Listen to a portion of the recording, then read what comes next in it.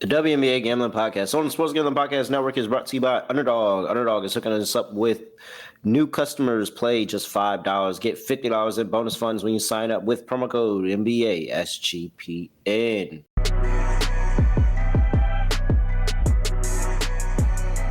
Yes, sir. We're back with another edition of the WNBA Gambling Podcast on the Sports Gambling Podcast Network. No me, no the voice, no guy. It's me, really real, villain real. Terrell, Furman Jr. here at your service.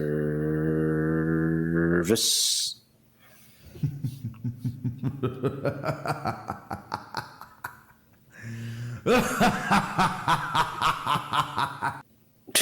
love the W. Where the impossible, not even impossible, just unlikely. The most unlikely happens. Down 20 in the third. No lead is safe. No lead is safe. Scott Studio Reichel. Scott, what's going on? Hey, our journey with the theme music and AI selections of what they give us took an interesting turn to start the show. Scotty, beam me up. Surprise. Yeah, once again, I just hit one button, and then whatever music happens. I don't actually control the tunes behind the scenes. We're just rolling along. Apparently that was chill. It's always chill. It's just a matter of what's going to pop up. Yeah, I just don't think I would be playing that for like chill. But like chill for me is like smooth R&B, jazz type of feel. Felt like that was like a. You're gonna have to blame the robots on that one. Yeah, I just hit the top button. Chill's at the top, so I just click that one every time. So that's kind of how it goes. Now I'm into it. Now I'm into the themes, and I'm listening to hear what we get each time. One of these days I'll switch it up just to keep it interesting. But oh wow. Yeah, why not? Overall, not a great episode for me. Unfortunately, I did have the Lynx alt spread, and I don't know what that second half was, but they fell apart. It was a 20-point lead that killed the dog. 20-point lead in the third quarter. It just absolutely disintegrated at home, a place where they've been so good in finishing games and just putting teams away at home all season. And we saw it in the Storm game, and they showed shades of that again. Like they just lost focus. Yeah, pretty much. You saw Coach Reeves kind of bench some of the starters. It felt like that kind of killed the actual momentum they had. I understand why she benched the starters. You're up 20 and you want to keep your players rested. But at the same point, playoff basketball, you kind of got to make sure that you give the other team no chance of coming back. And I don't know. It felt like Minnesota thought they had the game in the bag. They just lacked the intensity they needed. It was that 10-0 run. Once they got that 10-0 run and it was down to 10, it was like, oh, well, they just hung around, chipped away, and then just pick and chose and got their moments. Turnovers came in the right moment. And Sammy Wickham with the great play to send it into overtime. I saw the first one. I'm like, oh, she missed it. They got the rebound. She took another one. I'm like, oh, all right, there we go. Like that. She's gonna kill it. Yeah, pretty much. And shout out to co-defensive player of the year for jumping on that pump fake to set up the wide open three-pointer to tie the game there at the end of regulation. But I do think that Whitcomb, of course, hit the big shot after airballing in the same possession. So nice job by her mentally bouncing back to hit that shot. But yeah, Minnesota got too complacent. They thought they had the game in the bag, thought they were up 2-0 against a team that they've owned in this building, and they basically stopped trying. And Phoenix, props to them, didn't give up. They hung in there, got the job done. Overtime came around, and they kind of dominated overtime. But look, at the end of the day, people are going to point to a couple of moments. I'm not going to blame the entire thing, obviously, on Fee's missed shot at the end. Mm-hmm. But damn, Fee, you got a good look at the end in regulation. I kind of wish you knocked that down. But either way, we have two competitive series now. Both are tied 1-1. We'll see what happens. Speaking of Phoenix, have you been following along? Are you talking about the Mercury or Devin Booker? The Mercury. Oh, no. Oh, you mean, well, okay, I don't know where you're going with this because they have a massive scandal going on involving the Suns and the Mercury. Is that where you're going with this? Or sticking with basketball? Oh, no. It's just the There's a lot of different things to talk about for the entire combo franchise. That's why I'm asking. Gosh, I don't know where you're going with this. The beef between Mercury fans and the Jonas Brothers is very real see, right that now. is not where I thought you were going with this. Yeah, I am aware of that too. But yeah, very real beef between Mercury fans and the Jonas Brothers right now. Because how did that get started anyway? So the Jonas Brothers had a concert that was during is it game 3 or game 4? It's one of the two games. Okay. But because the Mercury made it to the next round, the concert, I don't know if they thought that the Liberty were just good champions, they were going to knock them out or something. But like now the concert is, I think it's moved to somewhere else or even just rescheduled overall. Okay, so unlike the Valkyries, they actually moved. Yes, and that's also something that I had beef with, because why was this not afforded to the Valkyries? But that's neither here nor there. It already happened. But so the Jonas Brothers fans are like, "Oh, I didn't know that the WNBA even had an audience. Nobody bees at their games anyway." Yeah, and then Mercury, now I saw the height comparisons between the Jonas Brothers and the main options on Phoenix. So I didn't know how it got started. The most recent offer has been if Nick Jonas can score on AT, then they can have the venue for their concert. And they went down and broke down the heights between the Jonas Brothers and the big three for this for the Phoenix Mercury. And Jesus Christ, I didn't understand. I didn't know how short the Jonas Brothers were. Like, this is actually ridiculous. The singing and musicians definitely can't play basketball. Like, you can't play basketball. You can't even live life at some of these heights. I'm sorry for those who are vertically height challenged, but they're not saying not one of them is 6 feet. Not one of them is 6 foot. I got to start using that. Vertically height challenged. That's not bad. I don't know if you just came up with that. That's not bad. Joe is 5'7", Nick is 5'6", and Kevin is the tallest at 5'9". I'm assuming your approach, if you actually were to set foot on a court with somebody taller than you, you just jack up a long shot and hope it goes in. Yeah, like what else? Hope it goes in. No, Ka, AT, and Satu are killing them. I thought that it was hilarious, and I mean, this is a real beef between Mercury fans and Jonas Brothers fans right now. Like, it's going on the interwebs. I really recommend everybody just go. Clearly, if you're not a fan, I'm not a fan of either, but like, it is very hilarious to go see the beef that is going on. Like, it's literally jabs here or there. Why the Jonas Brothers are even having a tour in 2025, I have no idea. I don't know. But, all right. Well, at least we found out in Phoenix basketball comes first. Yep. Shout out to Phoenix. I took your initial question in a different what was the other thing? With the Ishbia contract stuff to employers to make it harder for them to sue for sexual assault. Oh, Jesus Christ.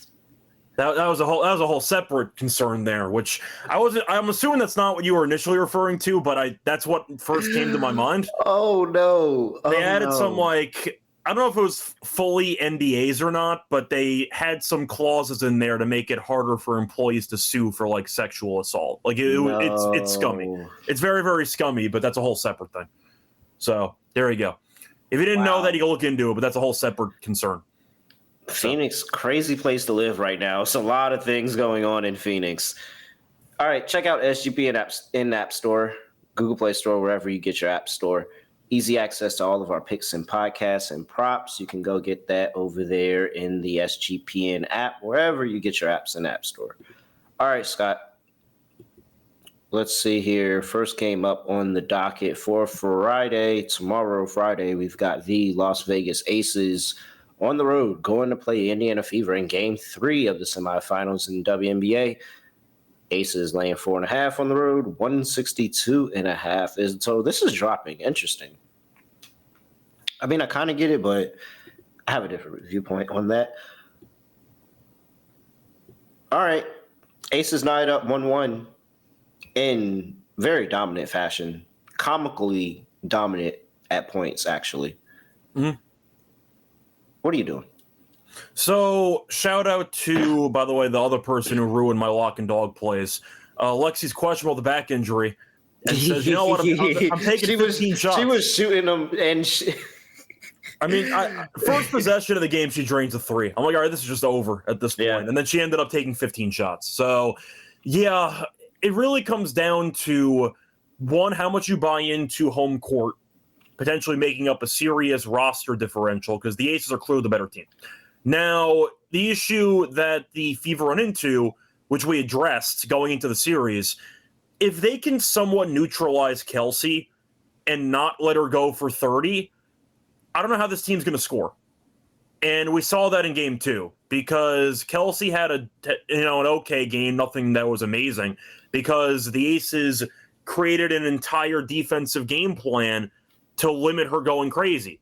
We don't know why they didn't do that in game 1 because we thought that was obvious, but Becky made some adjustments, and shocker, the supporting cast for the Fever is not very good. So it really comes down to that. We talked about it. If you want to take the Fever, parlay that with Kelsey having a monster game, because the only way that they can win, I'll go Aces in this game. I understand that the home court is impressive for Indiana. It's the biggest game in franchise history in a long, long time.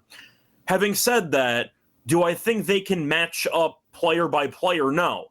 And you're looking at Boston, who's been getting destroyed by Asia the entire series, if we're being honest here.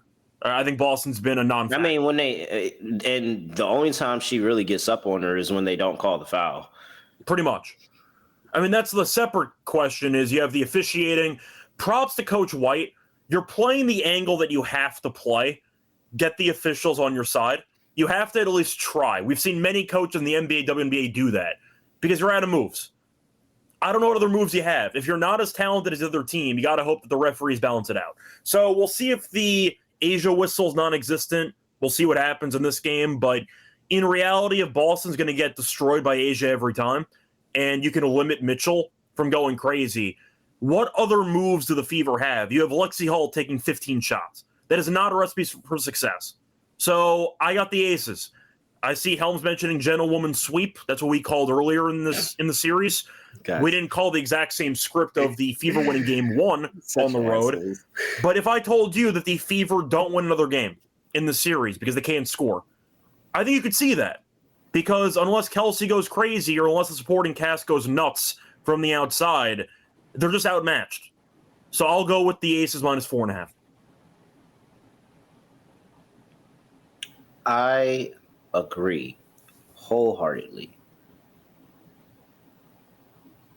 I do think the supporting cast does go crazy in this game, though. Okay. I don't think it matters, though. The Aces are the number 1 offensive rated team in the playoffs.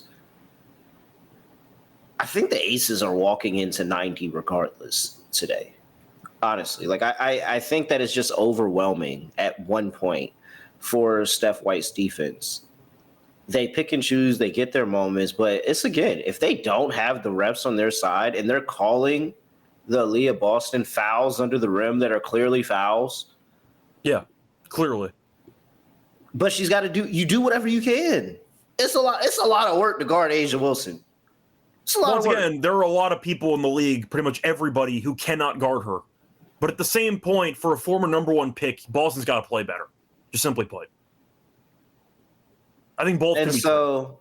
And so I wouldn't be surprised if I really wouldn't. I'm not going to bet it. I swear I'm not.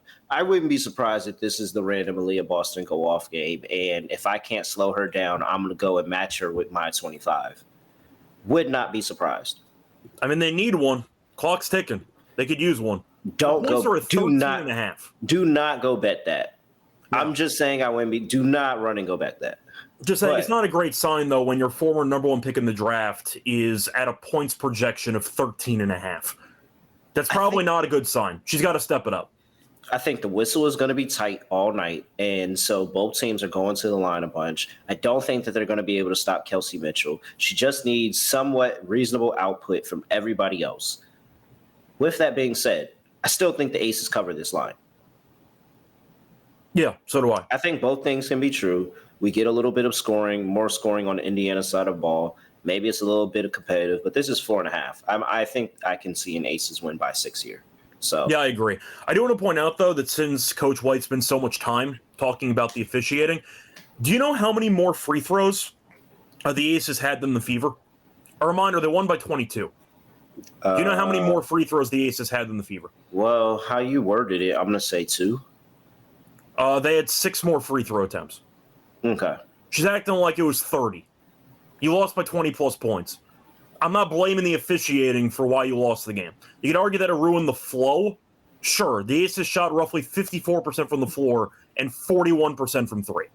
You lost for other reasons. It was not just officiating. I get what you're trying to do, but you need a bigger differential than 6 when you lose by 20-plus points. I mean, I feel like complaining about officiating is reserved when there's at least a double-digit disparity for attempts. 6? Really? You kind of thought it'd be more the way she was talking about it in the post-game press conference. Yeah. So, there you go. All right. I'm on over. You're on... I'm going to be on the over as well. Okay. I see being brought up in the comment section by Dropping Dimes, the only way that the Fever can win is if they push the pace. We've been saying this. We know that they play faster at home. Defensively, I don't think they got a chance. They just got to try to outscore the Aces. So you mentioned before the Aces' offensive rating in the postseason has been insanely high. I don't see that changing in this one. So give me the over in this one. Hopefully Indiana can get to at least 70 and change. We're picking the Aces to get to 80 and change, so I like the over in the game. All right, player props. Mal said in the chat, Odyssey's had 16, 17 the last 2. She's been more aggressive. They need somebody to step up. Hey, man. She's had 16, 17, 18. Last 3 games in the playoffs. Like I said, need somebody else to step up. Odyssey plays well when the pace is picked up, man. Like all those times in Dallas, and she's playing alongside Enrique and they're running up and down the floor, giddying up like that. Odyssey, and we got to add, Dana Evans is still on the other side of the ball, and it's just rage, just red eyes rage when she sees Dana Evans on the other side of the court, and that's been an angle. It's been a really good angle. So yeah, Odyssey Sims over on the points. Do you have anything else you want to take? Let's see. Oh well, Asia, duh. Okay. Play the points and rebounds today. They got to work and keep AB off the glass, but points and rebounds are set at 35.5. Yeah, that's good. I could see. Well, I think she gets to 30 today, honestly, or tomorrow. I think she gets to 30. I think this is the one. Like, if there's any reason that the Aces offense is not clicking on all cylinders, it's not going to be because of her. I think this. And did you see what she wore last game? I did not. Sweats, tank top, sweats and tank top. We're not messing around. We're not considering our appearance at all. There's no time to sit here and think about our appearance. We have a game to win. I think she's going off. In Indiana, I think she's going off. And didn't she have a big game in Indiana earlier this season? I mean, she has a big game against everybody, so probably. Let me see. Got to pull that back up.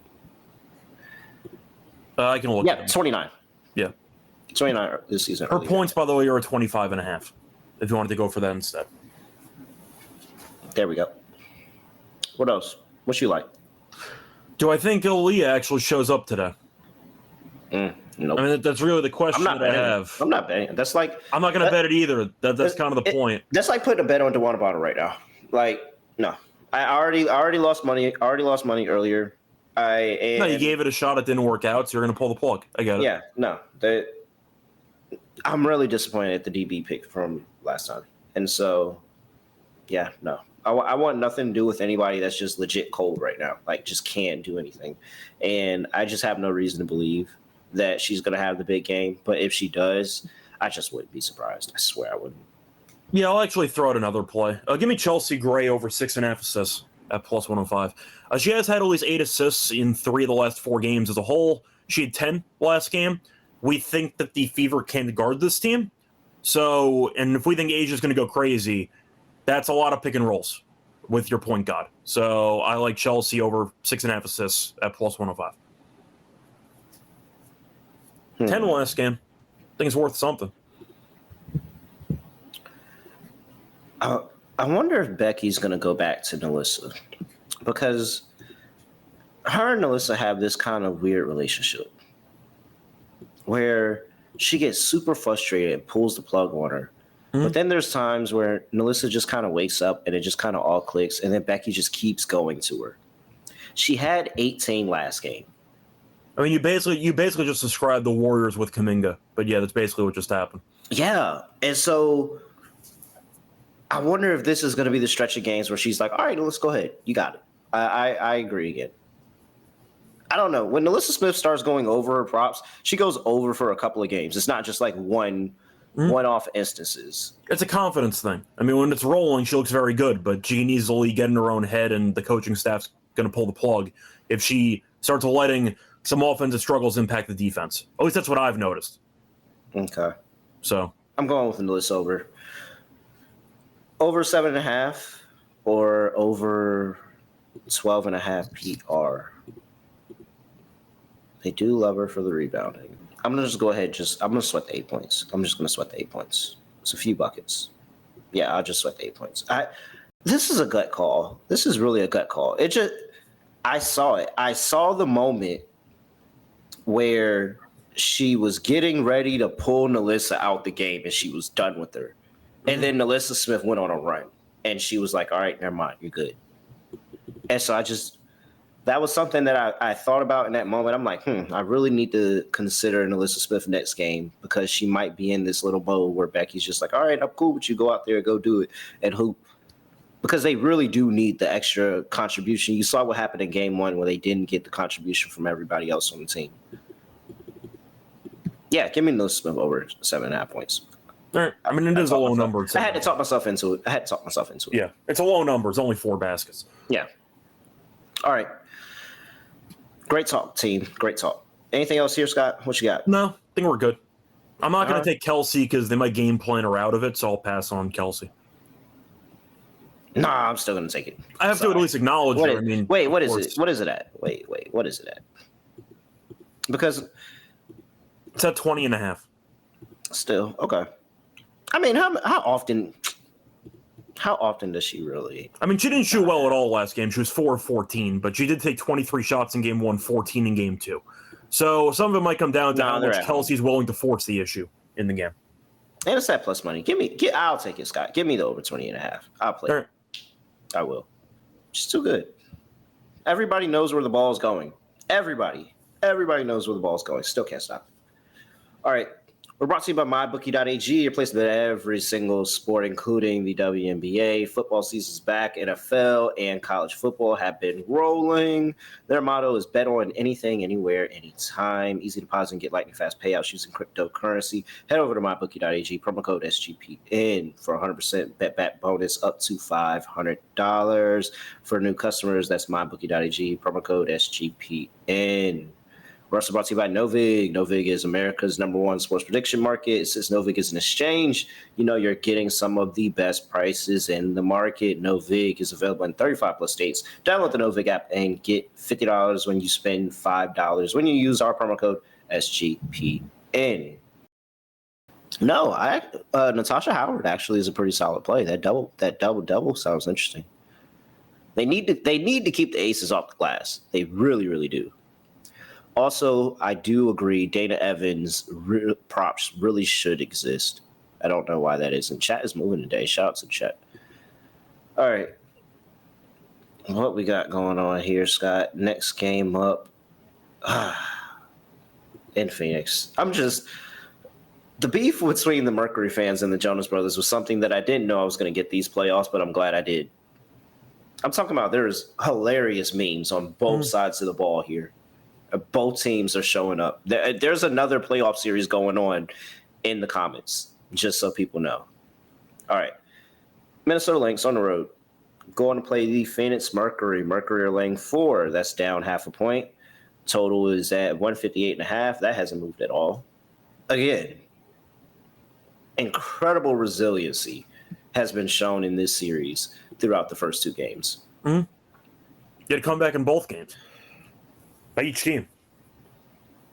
And dare I say, the Mercury's is more impressive, the fact it was 20 in the third on the against road. a team that was 22-2 at home.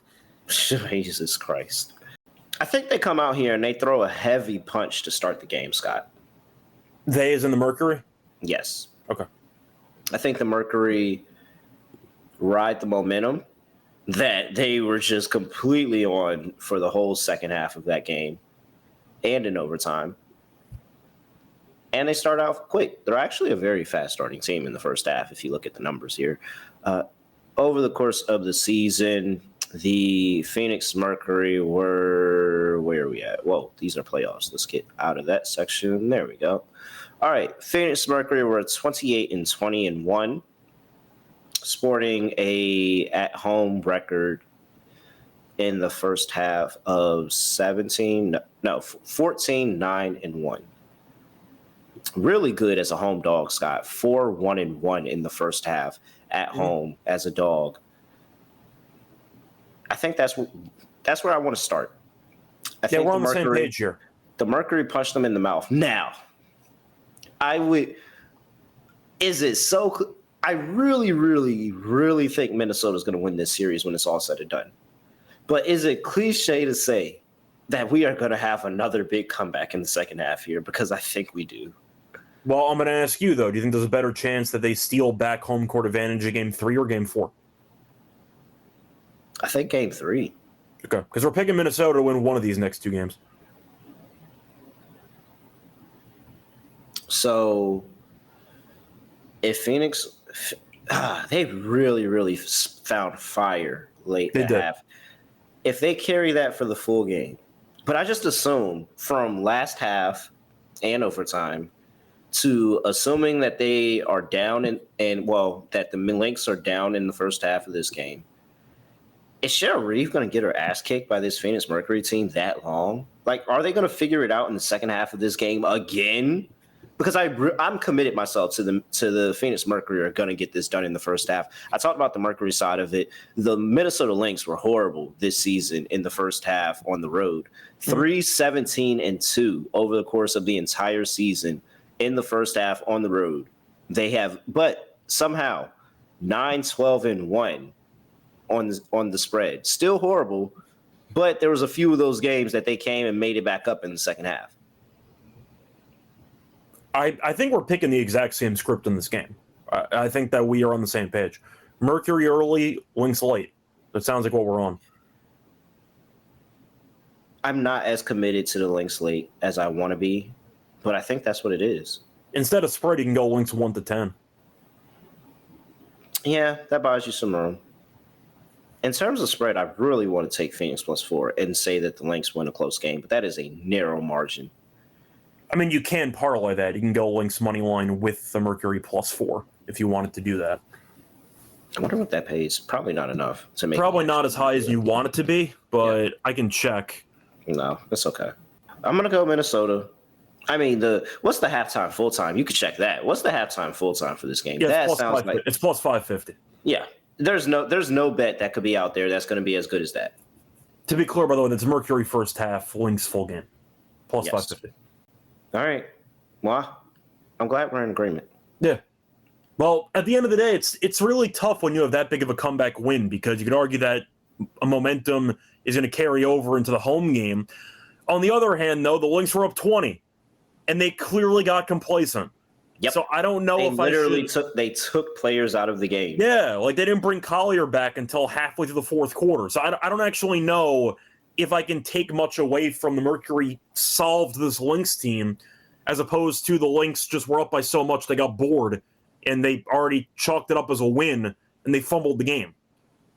But watching them play at full strength, the Lynx have been the better team by a decent margin. Okay, so, I feel better about Minnesota -4 now.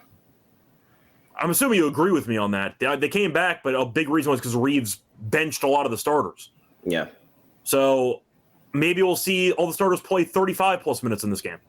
They go full pivot, and they overplay all the starters. Who knows? But I think the Lynx win this game. All right. So I'll go Lynx 3. You sold me more on the same side that I was already on, but was skeptical. But I do think that momentum carries on. The X Factor is going to be absolutely rocking. And the beef with the Jonas Brothers is only going to make everybody else in that stadium, everybody else in that arena go more crazy. So I really do. I like Phoenix first half. I do think Phoenix gets it done. Phoenix first half +2. But yeah, I'm on Minnesota for the game, man. I think Minnesota's going to have another comeback in them. So if you want to wait and try to get a better live number on Minnesota, I think that the opportunity is going to be there. And I think Minnesota's going to be able to do it. Like, this team is just it's been too many instances where I've seen them play better than what they did in the second half of that game last week. The point is, we know that this team is the best team in the league. They had such a bad second half. Like, do I toss it because it's such an outlier? You know, like it's just such an ugly half basketball for their standard. I don't know if I could actually use that moving forward. And the first half is where they normally play their best basketball. Again, 3-17-2, their worst basketball. They normally play it in the first half, not the second half. So, yeah, they just get back right and they continue to do what they do, which is suck on the road in the first half, and then they figure it out, start hooping, come back and get a win. Yeah, I'm fine with that. All right. Let's see. What do we have here? Oh, wait. Underdog. Underdog. Oh, wait. Yeah. Well, let's do player props and underdog. We can do all that together. But what props do you like for this one? I got to go back to Courtney. I mentioned her last game. Just keep taking the PRA. Her PRA has been really, really underpriced for the series so far. 25.5 now. She's had 36 plus in each of the first two games. And it's not even like one stats going crazy, the others doing nothing. She had 7 assists, 8 rebounds in game 1, 9 assists and 7 rebounds in game 2, along with 20 plus points. They can't guard her.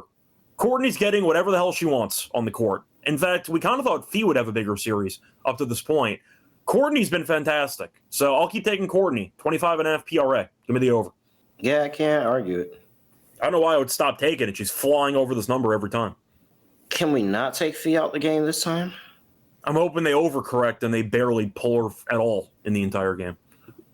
Because she was cooking. Yeah. I mean, she had 24 points, and you look at her minutes compared to normal. She played 38 minutes last game, which includes overtime, of course. So, I don't know. I feel like in a game like that, you should be playing minimum 35 in reg. Minimum. All right, I'll run feedback. Let's go to Alyssa Thomas. I will also... I think this is the triple-double game. Okay. Regardless, win, lose, or draw. I think this is the triple-double game. I think the defense is going to be well enough that we get enough shot, especially on the perimeter, that we get enough misses for the rebounds, especially on the defense side of the ball for her. The assists are always there. The points are always there. She's not afraid, and she's going and being very, very aggressive, scoring the basketball here. So I like her for the points easily. I think there's a good chance that we can get the triple-double game here. So I like PRA over. That number is at 34.5. She got 40 last game and took the over there, run it again. I think that she's in for about the same script, either flirting with or right there at the triple-double, or actually gets the triple-double. Yeah, so I'm going to go to a Phoenix player. I'll take Satu. I'll take the over 6.5 rebounds. I see plus 118. She's been good lately. I called her out all season for not rebounding, and she's been listening because she's had at least 7 rebounds in 4 of the last 5 games. So since the playoffs came around, she started rebounding again, which is nice to see. You're looking at her numbers against the Lynx, historically speaking. They're also good. She's had at least 8 rebounds in 4 of the last 5 games against the Lynx. So I like the combo there. Give me Satu over 6.5 rebounds at plus 118. And who else steps up? I think we get a Kalia Copper game here. Yeah, give me Kalia Copper to go over 13.5. That's too low. I understand she had the 8-point game last time out. I get it. No, but she has volume. We know that she's a flamethrower too. And she's came alive with a big 3 when they needed her. Really big 3 towards the end of that game. So, Again, we're talking about momentum carrying. They allowed him in the game. Now the Mercury are going to use that momentum and carry it forward. Give me Kalia Copper to go over 13.5 points. I actually feel really good about that. This is going to be the Ka big game, especially back at home. I've always, once again, thought that Kalia is a player that's too dangerous to put below like 14.5. Yeah. Because in any quarter, she could have 10. Yeah. So 13.5 is pretty low. It's really low, right? Yeah. For her, it definitely is. Because we know that even if she's missing shots, she's not going to stop shooting. She has unwavering confidence. I was looking at that like, dang, like. I feel like she gets that a lot, and she does. By the way, 58% on the year. So you make money if you bet 13.5 every single. Well, the odds change, but you get what I'm saying. Yeah. Boom. What else?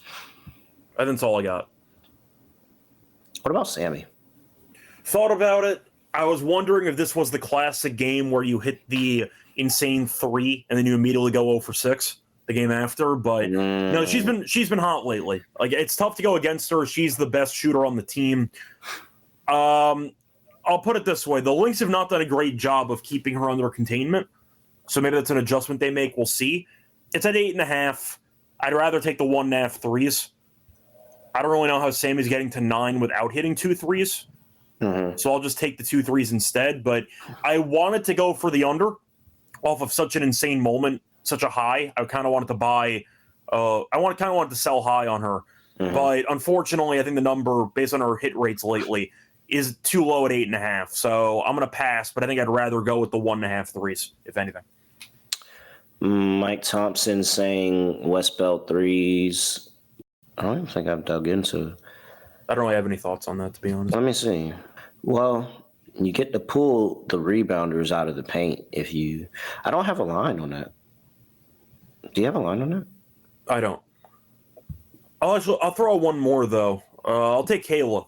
I'll take her threes at 2.5. Plus money, plus 112. She has made 4 in each of the first 2 games in the series. She's made at least 3 3-pointers in 7 of the last 9. And we know that volume should be there. She's had at least 8 attempts in each of the first 2 games. I don't mind Kayla. She's been great so far in the series. I feel like we haven't been talking about her that much because you got Fee and Courtney's been going crazy as well. But give me Kayla over 2.5 threes at plus 112. Let me see. Sorry, I got caught up on the West Belt threes and I started digging into it. Interesting. I wonder if that's at like half a 3. And then if it is, 2 would be interesting. If it's at 1.5, I would not play it. But if it's at half and 2 is at some crazy plus money, might be a little degenerate enough for me. Just might. Depends. I have to find out. See. Fee going off, they ruined her birthday. Yeah, man. It really did. And it was the Lynx's fault partially too. All right. Now we're talking about underdog. Let's go ahead and throw it in an underdog entry. Let's see here. We could try to get 500 times our entry. Let's see how far we can go. We're not going to go that far. What do we want to throw in underdog? I mean, I kind of just want to run back Courtney. I don't think there's a reason why I should stop taking her PRA. The rebounds and the assists have been there. And she's at 20-plus in both games. So I don't mind going for a PRA. So what if, devil's advocate, what if this is the game where she can't hit the broadside of a barn? Because we know those happen. The point is, even if she ends up dropping 12, can she get 14 RA? She actually might be able to. She's been going crazy on the rebounds and assists. Okay.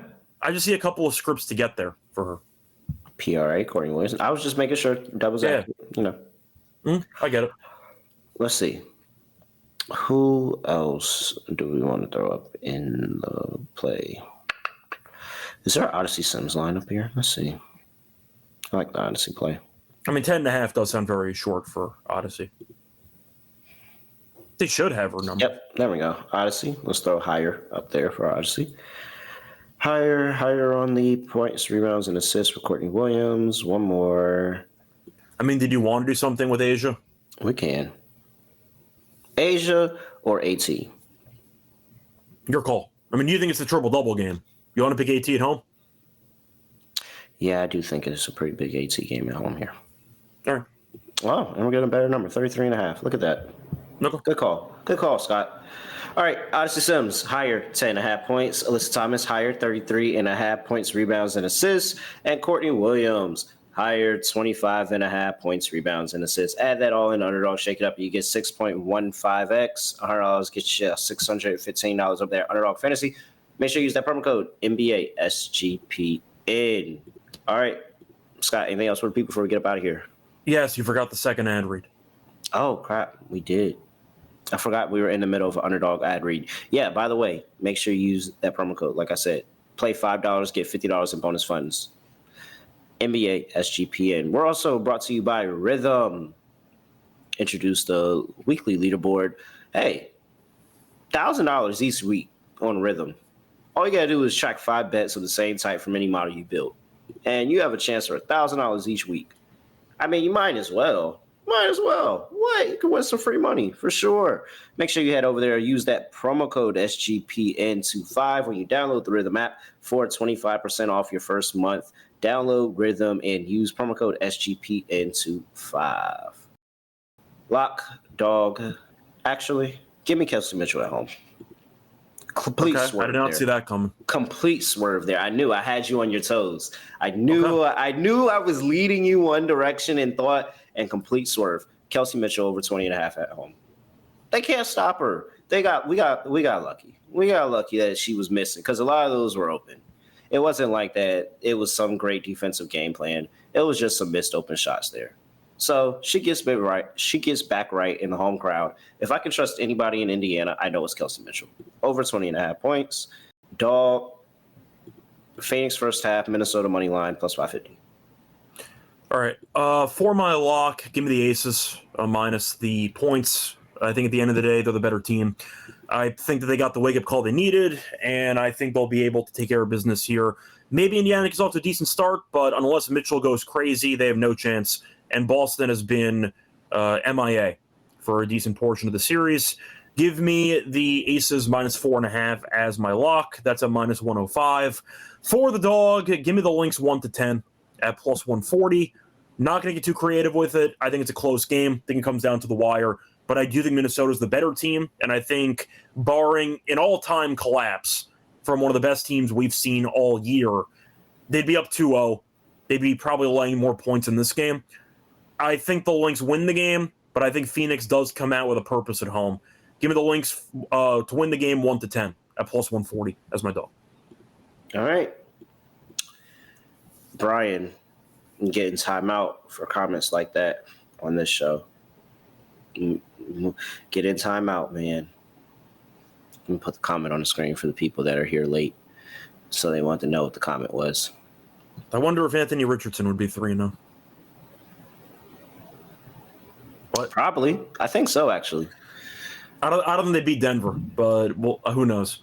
I mean, they wouldn't beat Denver. They would not have beaten Denver if it wasn't for some weird leverage call. Yeah, they were supposed to lose that game, so that would have been all in the script. They're really supposed to be 2-1, but it's okay. If they lose that game, we're not happy. Nobody's in here like Colts 2-1 if they lose that game. It was the leverage call. Rams this weekend. Good bet. All right, Scott, anything else for people before we get up out of here? No. Once again, games are not tonight. They are tomorrow. So we did the show a bit earlier than usual. Hopefully you like it. We gave you a lot of time to place your bets. And no matter what happens here, we're back for game 4 because we're tied 1-1. So we've no risk of a sweep. We're back for game 4. Is the state of Indiana calling him Indiana Jones not copyright? Is that not copyright? There's no trademark, no nothing on Indiana Jones. They can just do that. You can do whatever you want. I know, unfortunately for Belichick, he couldn't trademark Gold Digger because Kanye couldn't trademark it either. So I don't really know what the rules are for trademarking. But it's a catchy name, Indiana Jones. I think it's pretty cool. Scott, your humor kills me at times, man. I didn't see a Kanye West pull from there. Just throwing it out there. The term's been around for longer than that, but if you're going to trademark a term, it can't be from a Kanye song like 20 years prior.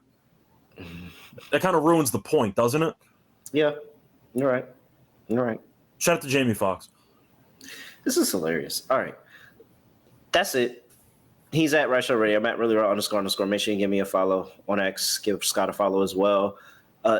NBA around the corner. Zion skinny. A lot of recovery on the table. We can save that for the win total breakdowns. I agree with Jeff Teague. That's all I'm going to say. Oh, I so agree with Jeff Teague. I think Jeff Teague hit it right on the money. Also, 6 days of recovery every week, and apparently you still have a chance to play this year after tearing your ACL. or not ACL, Achilles, according to. No, Kai's a different being, isn't he? We'll see. That's crazy. Getting shots up and everything. Yeah, but Jason Tatum thinking he's playing basketball this year is insane to me. You mean Tatum? I meant Kyrie, who was doing some shoot around stuff. Kyrie, cool, I can understand. Tatum thinks he's playing basketball. Dame. Yeah. Meanwhile, Dame is out here. First of all, did you see? I'm sorry, I know we're closing the show out. Did you see they have an Achilles group chat? I did not see that. So Jason Tatum was talking about how he reached out to Tyrese Halliburton and DeJounte Murray and Damian Lillard because they all had the same injury, and they were talking about where they were in recovery because they're all kind of near each other. And yeah, there's definitely an Achilles group chat out there. For the record, I think that's a nice concept, but that's the most Jason Tatum it's literally a story I've ever heard in my entire life. Oh, but I respect the gesture. By the way, Jason Tatum's not playing basketball this year. I am willing to put a good amount of money on Jason. Even if he wants to, I doubt Boston, the front office. Why would you let him? Why would you let him? Just take the year off. Gosh, everybody wants to be good every single year. Oh my gosh. Everybody else just suck and let the Knicks be good for 1 year. That's it. One. And then I promise you we can go back in obscurity and we will never do anything else again. Perfectly I'm confused, though. If Tatum's coming back, then how is Anthony Simons going to get his shots? Yeah, clearly. Yeah. I think he's coming off the bench and he's going to accept it. I don't think he has a choice, to be fair. No, I don't think he has a choice either, but you think he's going to accept it? There's a lot of – I can't wait for him. You got to remember, I think he's in a contract year because Boston could opt out. So no, so he wants to get his shots up. He wants. That's what I'm saying is that he's auditioning. He might be trying to get a bigger contract. I might have to bet him all year because I know he's auditioning. Oh, he's walking off the bench just chucking. Him and Chris are going to. And the fact that he knows he can shoot three, there might not be a three that he doesn't think is good this year. Yeah, pretty much. I'm probably going to bet he's over threes every game. Because he's coming off the bench. He'll be at like 1.5, maybe 2.5 when he starts catching fire. Like, come on. All right. Sorry, we're going to let you out of here. No, no, say no, those do no other way of ending the podcast. Just going to like this. We are out of here.